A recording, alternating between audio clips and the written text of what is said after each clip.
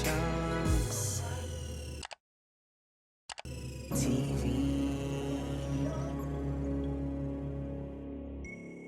Hi guys, welcome to the Mochunk Show. Today's show is actually sponsored by Nordgreen, a Scandinavian watch brand with sustainability in mind. They sent me this really neat watch, which I chose myself. They have the Infinity, Philosopher, and the Native, and I went for the Infinity. I feel like it's such a nice, smooth design. And one thing I really like about this watch is that it's not too much. I feel like it's not too much in your face, but it's so pretty. I think it goes with a lot of outfits, and I'm a big fan of rose gold. It comes in a range of colors: rose gold, gold, silver, and then there's also like leather straps that you can change the strap into. So I actually got as well. I got the brown strap, which I'm going to show you how to change in another video. And I think that this is such a nice Christmas present. And we also have a 35% code for you. Black Friday is coming up. We have MCTV 35 that you can use at checkout to get 35% off. I think this makes a nice Christmas present. Black Friday is just in time.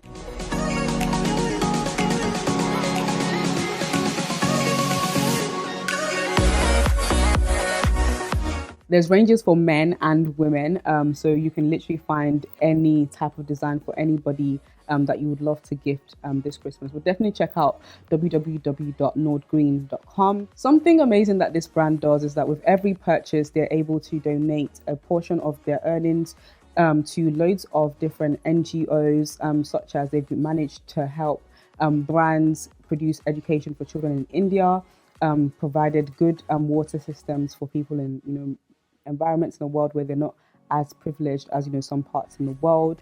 And I just love the fact that this brand is not just sustainable, but they're also giving back to the world. You can put a smile on somebody's face and get compliments along the way. You guys should definitely check out this brand and make a purchase. Don't forget to use the code MTTV35 for 35% off.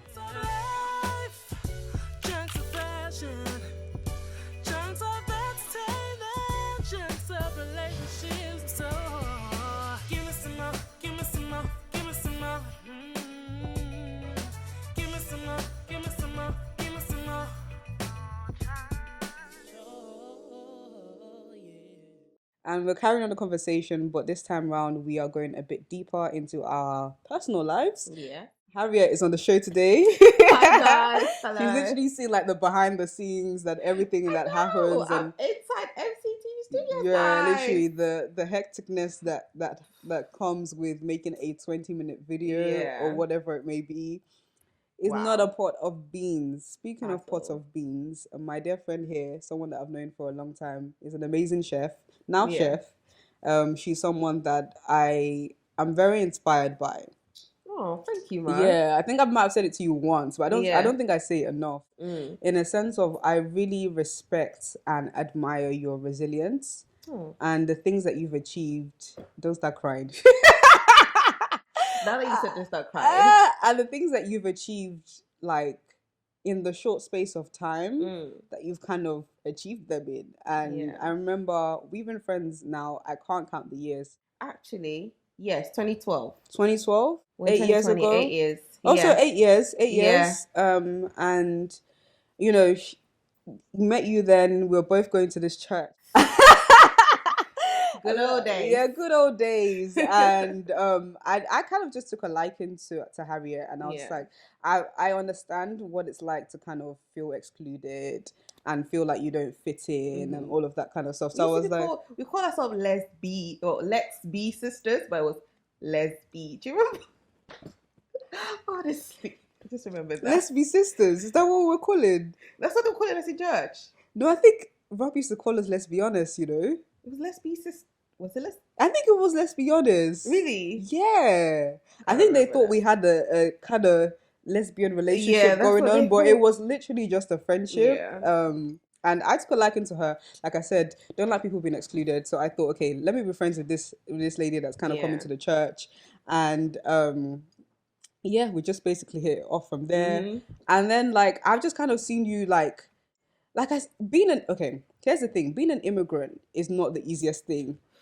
And I've experienced it, coming into the country, being different, having a different accent, having a different mindset, having just a different in everything. Everything is different. Yeah. Like Nigeria, I don't know about Ghana, but Nigeria is different to the UK. Completely. And to see what you achieve, like I was like, when you passed the driving test, I was like, you've done that already. And then she went to uni, and then the masters, and then now the business. Just talk me through, I guess, where that resilience comes from. Or let's start at the beginning. What was your thoughts being coming here different? And you were like in your 20s, right? I came when I was had just turned 19. I came like a month after I turned 19. Yeah. I remember having to take the flight alone, which is quite scary. I've never been anywhere on a plane before. Wow. So got here, and first of all, I was confused because I landed at 7 and the sun was out. Okay. This was in August. I was like, why is the sun out at 7? I did not 7 p.m. Yeah, 7 p.m. Sorry. Why is the sun out at 7 p.m? Obviously, then I understood the sunsets and all of that. But it was all very new. And then moved in to live with my dad. Yeah. And then coming to church, being away from my mom. Yeah. Having to start a whole new life. So coming here, I thought, you know what? This is my shot at just getting things right again. Because back in Ghana, I was always sort of like the underdog. So then I thought, you know what? I've literally got a clean slate to just make an impact. Yeah. What's the underdog in a sense of like, were you the kind of person that people kind of thought, oh, they can't make anything of themselves? Yes, literally. I'm the one that's always put down to not do well in school, but I always do well in school. Funny enough, everything I'm put down to not do well in, I do well in. Yeah. Glory to God. But yes, I thought I'm just gonna give it my best go and just try to make UK good for me. Yeah. But it started really badly. Okay. Really badly. I live with my dad and his wife. Yeah.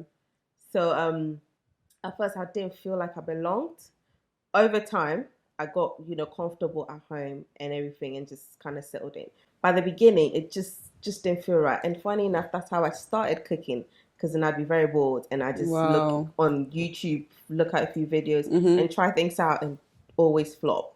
Yeah. So it was kind of like therapy for you? Yes. Like based on, I'm in this new environment. I don't feel at home outside. And it almost also feels like you don't feel at home inside. Wow. Yes. And this cooking thing now became like an outlet for you. Okay. Yeah. So then I just do that to make me happy, even though everything I tried didn't work. Yeah. But that kept me sane until I had to go to uni. So between that, I was working, you know how I used to work.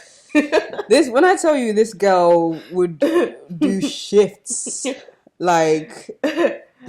I think that's what kept me going, because I had to make a life of myself and for my mom in Ghana. Like, she's probably been the reason why I keep going in spite of everything. So I just used to work hard to I'd send money to her, upkeep, all of that. Yeah. And then that's when I did my driving. Passed first time by God's grace. Listen, I've done that test 4 times now. I feel like I can't lie. I truly feel like it was just the hand of God in my life, because I don't understand why I passed my test. My theory was at 2:00. Yeah. I woke up at 2:00. Right. And obviously the test center was like 15 minutes away. You woke up at 2:00? Yes, I woke up at 2:00. I managed to get in just in time. Wow. Because you're only allowed to be 15 minutes late. Yeah. Just in time. And then I passed. I was like, what? Yeah. It didn't make sense. And then I did my mock driving test. Absolutely failed that. Yeah. Then I did my test and I passed. I was like, this is literally just God. Yeah. From then I went on to uni, and then I went into real depression. I think it's important to, before you go into that, I think it's important to say why the driving test was important for you, because it affected your work, didn't it? Yes. So obviously I do agency work. I am still actually in agency work. So sometimes I used to just double book myself. So then I have to do a day shift and then go to a night shift. Yeah. There was one day where I didn't have money to get a taxi. So then I had to get bus to my next shift. Yeah. The bus doesn't drop you at the right place, so you have to walk in the dark. Yeah, it's just it's not the most helpful thing to not be a driver and do agency shift work, especially when with your shift pattern as well, where you'd go like back to back. So like that driving thing was very essential. Yeah, but that's go why on. I was so pleased it just fell into place. Yeah, just like that. Yeah. So but then uni. went to uni. I think uni's where I did most of my self-discovery and just understanding who I really am now. I grew up with just my mom. Okay. My dad left us when I was 6 to come here. Mm-hmm. They had a beautiful marriage and I absolutely loved it because my dad would call and then my mom would run up to the story building to pick up the phone. She was the only person that had a phone at that time. Phones were still new in Ghana. And then I just loved the romance. And one day the romance just went. I was like, what happened? So then from then, I started understanding what it meant to live with a single mom. It's not easy. Literally, any anger she had, she would take it on us. I had to take it all in.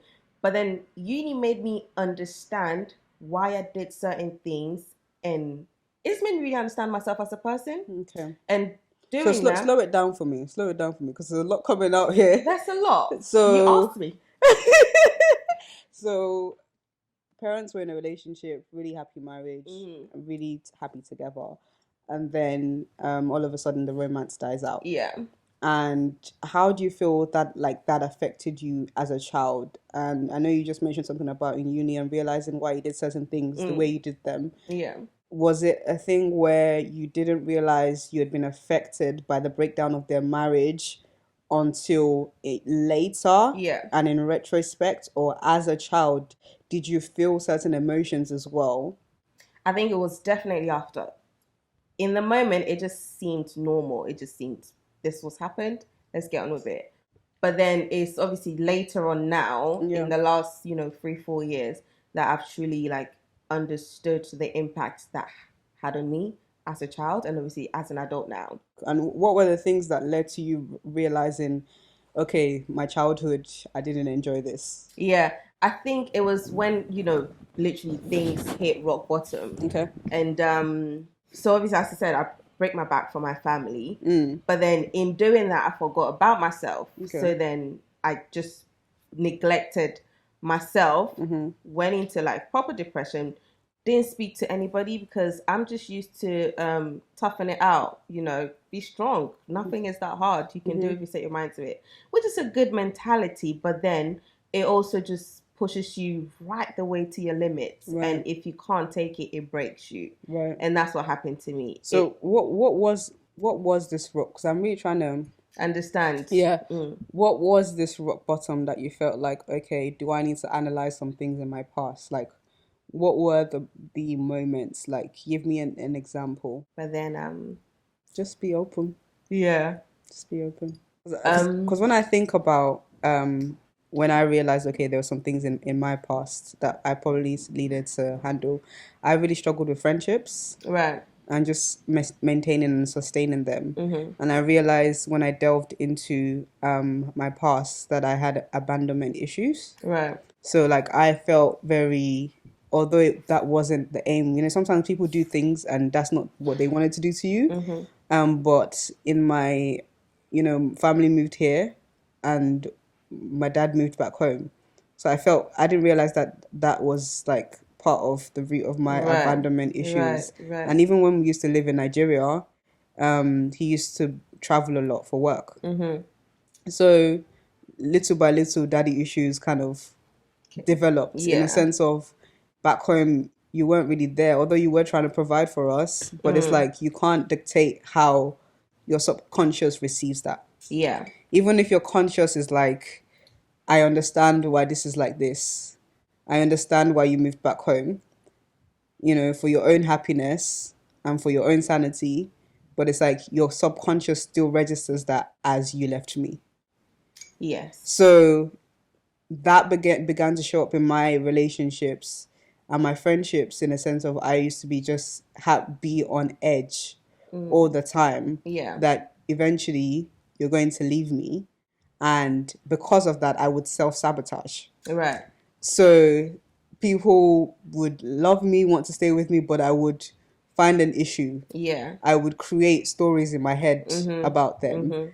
And that would kind of eventually, and it would be okay, I knew that it was going to, but it's but you created it.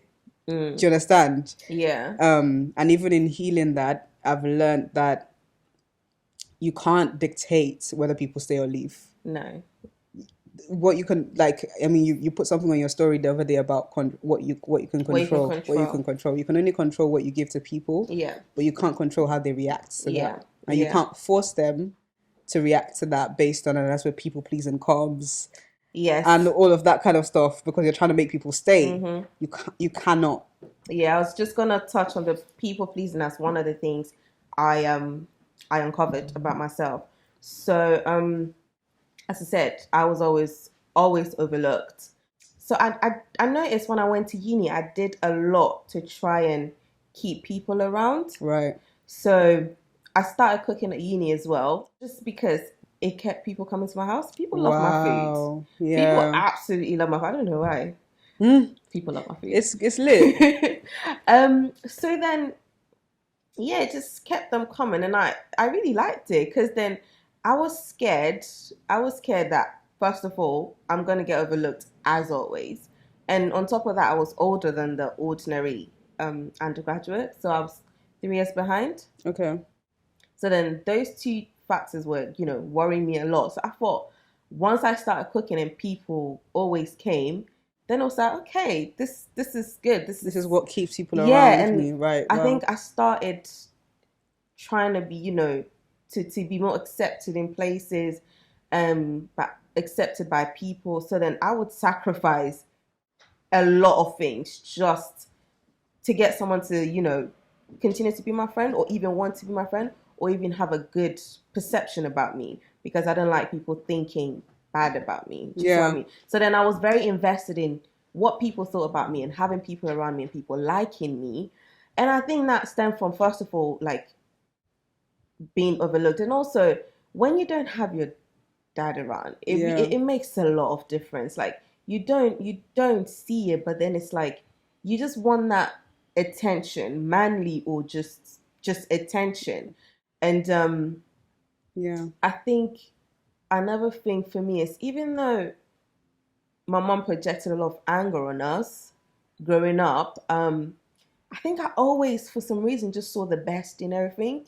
Yeah. So that even though I was angry at my dad for just not being there, I was also angry at my mom for being angry about his actions. You see what I mean? I feel like my little brain was trying to make excuses for everyone. That way, everyone stays happy with me because I'm on everyone's side. Wow. Do you see what I mean? So when I spoke to my dad, I'd be nice to him. I'd tell him, everything very nicely. And then when I spoke to my mom, I would be nice. See, what that sounds like is that, although you were young, and I think that is something we do, or that's what people pleasers do. I thank God I try to be careful with my words. I believe I've moved on from that phase of my life. Of course, we continue healing, but that's something we do as people pleasers. We don't hold anybody to account. No. Because we want them to still be happy with us to some degree, even though they are constantly disappointing us. And the thing about people pleasing is that even though you're trying to get what you want, you don't get what you want. You don't. Because they carry on disappointing you. Because they think everything's okay. It's okay. Because you're not really telling them how you feel. And I think I kind of broke that chain one day. Usually, if I'm going to Croydon, right now we're in Wood Green? Yes. If I'm going to, let's just say I live in Crawley, and I'm going to Croydon, you tell me, I need you to do something for me, and you're probably in like the other end of go. I will go. And it's like, this is the thing. I think I'm in that stage in my life now where I'm trying to find a balance. I got to the stage in my life where, because I was trying to unlearn people pleasing, I think I started to become a bit mean. So kind of like I started to lose my empathy. Right.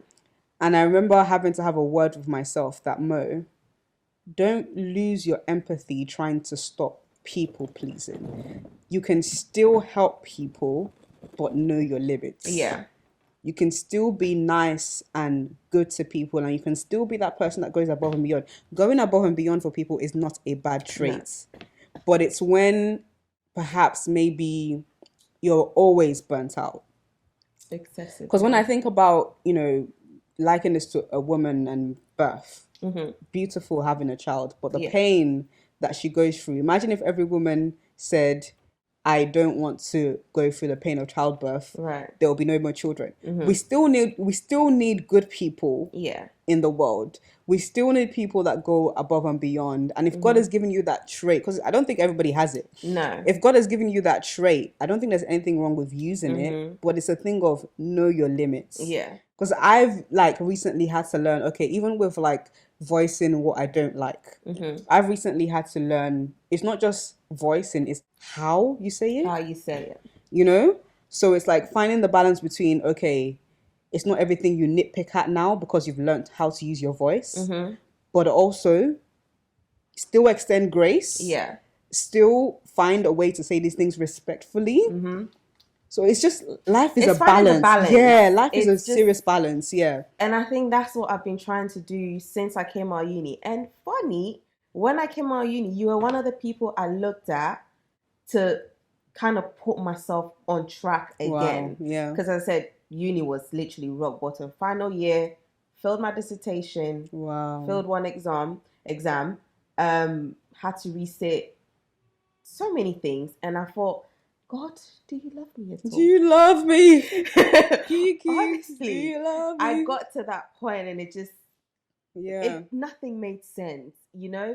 So many suicide attempts. Wow. So many. I didn't know this. So many. And I think the last one was... you can't just skim over that. Wait, what? I think the very first one at uni was when I got taken advantage of. What's the term? Taken advantage of. Yeah, a house party, and I woke up and I just felt like my whole human dignity had been taken away from me. Wow. And thank God for friends, because my housemates, they were so terrible that day, because I walked down, I had been in my room the whole day, I hadn't moved. I literally walked past them, they say hello, grabbed the knife, walked to my room, and I don't think they noticed anything. But then as I got to my room, holding the knife, just stabbing my pillow, I feel like this is very graphic. Yeah. And my friend just called me. He just called to say, I'm checking on you. Are you okay? I'm like, why are you checking on me? I was in the middle of something important. Oh my goodness. Yeah. And he said, just major trigger warning right here. Yeah. He said, just come over, like, come chill. And he was one of the very first friends I made at uni. We're still very close. He knew about the incident, so I think he just regularly just checked on me to make sure I was okay, because I just couldn't handle what had happened. I can't go into the details of it. Yeah. No, I think you did tell me about this particular one. Yeah. And yeah, he basically saved my life that moment. Yeah. And I thank think, God for friends that check on us. Honestly, like, I can't thank him enough. I always say that if there is someone that comes to your mind, just randomly, like, do check on them. If it's a quick call, a text. Yeah. Sometimes I think as human beings, we just want to know that someone cares about us. I think in those moments, and, you know, I've never actually experienced, you know, a suicide attempt, but I can imagine, like, very low. You're wondering at that time, does anybody actually care about me? I think with suicidal thoughts, sometimes it's just anyone care about, but mostly it doesn't make sense. There's no reason to exist. That's what it is. At that point, it's not more so what people think. It's more so what you feel. And the feeling, it's just blackness. Like, wow, I'd rather not be here kind of thing. But we're past that, thank God. Yeah. Right, so I think, just into uni, hitting rock bottom, coming out. And you were literally one of the people I looked at and I thought, you know what? Mo has been able to just go through it all and mold herself into who she wants to be. Wow. You know, so then I just literally kept watching you, and every time I'd get a thought, or every time, you remember that time when you came to my house actually and we spoke, I think that was sort of the beginning of it all. And every time I felt like my emotions were trying to overtake me, I just think about something that you had done, or think about just you, and I can't lie, it got me through a lot. It really did. Like, I started my friend Sally, I tell her Sally, I love Sally. Every time I tell her, like, when I was going through the process, I tell her, oh my God, this happened, and I just thought about this that Moa did, and this and like, that just put a lot of things into perspective for me. And from then on, it's been okay. Wow. I think it's amazing that over the course of our friendship, we've been able to inspire each other. Yeah. Because I'm like, I was literally watching you in awe. Yeah. As you were coming in and just like, everything, literally anything that Harriet said she was to set her mind to do. I remember the car. Do you remember the car? The McDonald's car. Do you remember? There was a McDonald's car that you were trying to collect all the stickers, all the stickers for. Yeah. This girl wanted a car. She didn't win, but I don't think anyone ever wins that even with that, you know when we said we're gonna share the car, we said you go to the night shift, I'll go to the morning shift. So silly. I remember. And literally that didn't work out, but I think it wasn't like even 3 months. Yeah. You had a car. And I was like, this girl, like, at least wait for me. You know what? I think it's as friends. Yeah.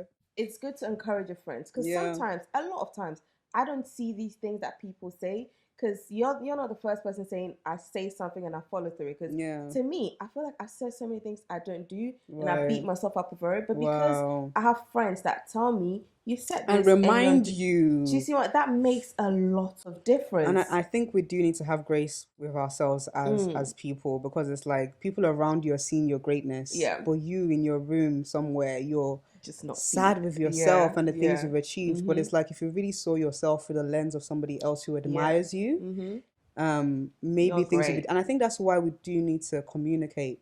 Tell your friends when they're doing great. Like I said, I've probably only spoken to you once about how much you've inspired me. Why is that not just a regular thing? Why is that just a random thing? Wow, you really inspire me. You don't know who that could be saving. You don't, like, even the whole, your friend called you to find out, just come chill, like, how are you? You never know you're doing amazing, sweetie. With the camera, you're doing amazing, sweetie. You never know what that would do for somebody and just keep them going. Even at the start of this, we're talking about how, production, we're learning, it's like growing pains, we're, teething issues, like we're, sticking with it, but it's like on the out, you're struggling with that because it's you, of course, but on the outside, someone is looking at you like, wow, you're doing great. You're doing amazing, sweetie. Like, just keep going. Yeah, and I think we all need to give ourselves credit. Bright, her amazing partner. That's one thing I like about him. He gives himself credit, and it's like he appreciates himself for how far he's come. And I look at him like, I love it. Yeah, it's something I need to learn. Like you've done well, you've come far, and I don't know who you are listening to this, but no, really. That's one thing I've learned over time. And I think back to sort of the main conversation of being a black person. Yeah. Like a black African coming, a black African coming, here. The journey has been easy. So obviously integrating into the country at the beginning wasn't very easy because then I felt I had to do a lot more to be accepted. And where do you feel like you are now? Do you feel like you're in the system? Do you feel like some things will always be different? Yeah, because I think I always say, like, you can take the girl out of Nigeria, but you can't take Nigeria out of the girl. Like, no, there's so many things that still it's like, why is this okay? Yeah. But then I think once I came out of uni, that's when I actually understood what it means to be an immigrant, a black immigrant. When it came to like finding jobs.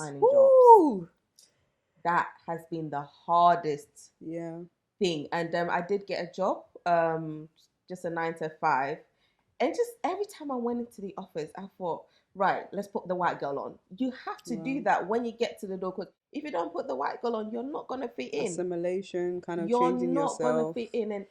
And the thing is, it's I think I have too much empathy, because then I understand why I have to put my white girl on. Yeah. But then again, I shouldn't have to, because I'm in a different man's land. This is their culture. Yeah. I have to understand the jokes. I have to learn to understand. And these are the things, these are the conversations that your parents will have with you as well. Like, will or won't? Will. Like, my dad will be honest with me and be like, you're going into a completely different place. Nobody told me that. Really? You just had to find out? Nobody told me that. Obviously, living in Ghana, the white person he's put on a pedestal. If there's a white man living in the area, he is chief of the place. So then coming here and then the black person is at the bottom, it was just like, okay, that's just not right. And so finding my footing, up until now, with regards to like work, it's a myth. But the good thing is there's like lots of institutions around. Yeah. SEO London has been very helpful so far. And I do think, like we said, you know, the first part of this segment, I do think there are companies that are doing their best to be more inclusive and diverse, and being more intentional about unlearning biases. Yes. Because I think, like I said, the more honest we are about these things, the more progression can happen. And I think there's this year with, you know, God rest his soul, George Floyd, and like the uprising of the Black Lives Matter movement.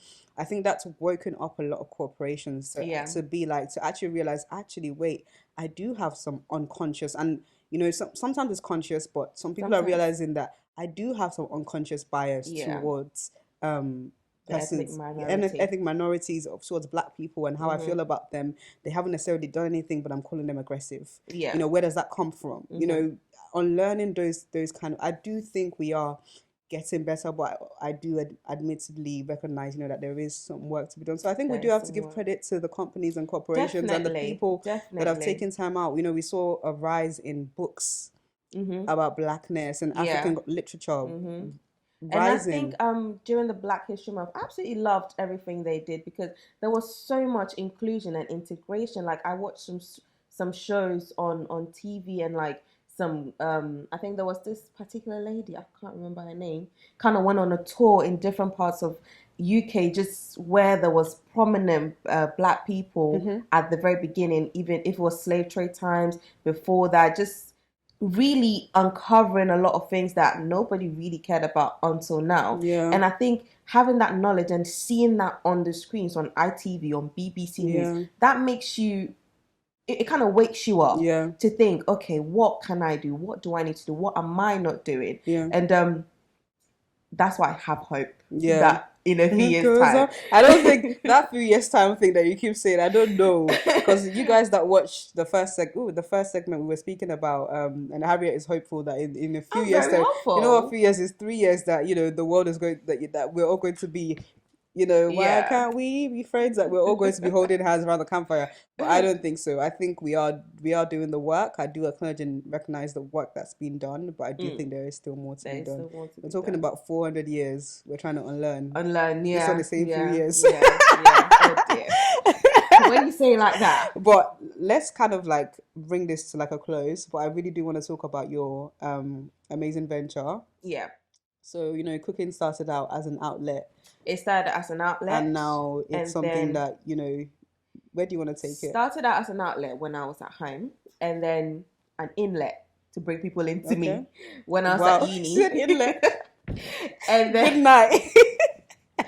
And then it became a business because I needed to sustain myself at uni somehow. And then after uni, I've been trying to keep it going. And the dream is to have my own restaurant in the long run. And God being so good, my partner is the chef, so then like when I saw that, I was like, aligned. wow, what an alignment. You know, our visions are aligned, so we're working towards that in one way, shape or form. But cooking has been a lot to me. I had my event last year, cooking for therapy as well. That was good, but thanks to COVID, couldn't do it this year. But you could have still done it online. Remember I was telling you, I've seen some really great like inventions with that. Chefs literally send like a box of the ingredients to people's houses. Also, you pay a bit more. But send it to their house and then they cook via Zoom. Right. I think it's just this season is just adapt. Getting creative. Right. I think you like the in-person. That as well. And I have been sidetracked a little bit, I must admit, with regards to, you know, concentrating on Harriet's Kitchen. I guess that's why I haven't put in so much. And no excuse at all, but then starting my master's as well, it's just like so much to balance. Life and balance, honestly. It's all about balance. So, you know, I'm trying to finding the balance again. And because it's a sponsored video, we can't mention any other brands, but if you do want to know about her amazing ventures, we're actually going to go straight into the kitchen. And she's going to cook us a dish. So under that video, you will see all the details because we have to kind of respect the terms and conditions. But yeah, sorry, go on. So restaurant in the future by God's grace. By God's grace, yes. Private chefing, and also right now you take orders as well. Just orders here and there. And is it still a therapeutic thing, or is it just a business now? It is still a therapeutic thing for me. Still, when I'm feeling low, I just go into the kitchen and whip up something, and that still makes me happy. Yep. Yeah. Love to see it. And that's all we really have for you guys in terms of Chit Chat with Mo. Do make sure you like this segment if you liked it. Share it with your friends, and also subscribe to this channel for more. Until next time, guys, peace and love. Peace and chance. We're going to go right ahead into Mo's kitchen to finish off the show. Yeah.